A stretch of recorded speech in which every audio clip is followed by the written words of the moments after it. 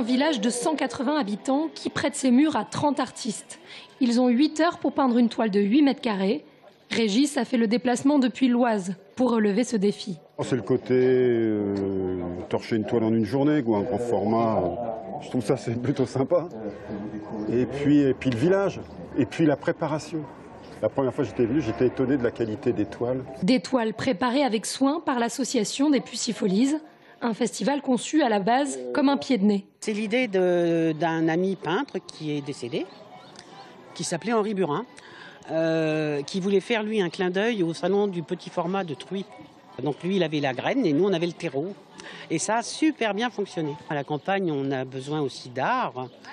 C'est pas réservé à la ville. Et qui dit grand format, dit technique adaptée. Je suis toujours à la peinture, généralement à l'huile, mais pour faire des grands fonds comme ça, il vaut mieux partir avec un petit peu de bombe pour donner des effets. Voilà. Prendre du recul régulièrement, quand on a le nez dessus, on voit pas.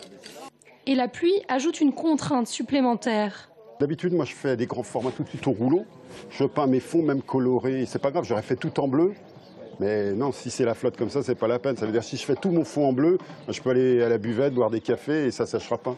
Donc, il faut adapter la technique. Bon, c'est un peu aquarellé, quoi. Le thème de cette 7e édition, le 7e art. Et les clins d'œil au cinéma sont plus ou moins imagés. Un navet, c'est quelque chose qui est ni sucré, ni salé, sans goût, sans saveur. Ça vient de là, un navet. Quand on dit un film, c'est un navet, un nanar. Ça vient des navets. Donc là, il y aura un navet avec des palmes d'or, comme à Cannes. À 17h, levée de pinceau. 3 prix sont décernés par un jury et un par le public. Parmi les lots, des chèques allant jusqu'à 500 €, des paniers gourmands et des trophées réalisés par des artistes locaux. Les toiles sont quant à elles exposées dans les rues du village jusqu'au 30 septembre.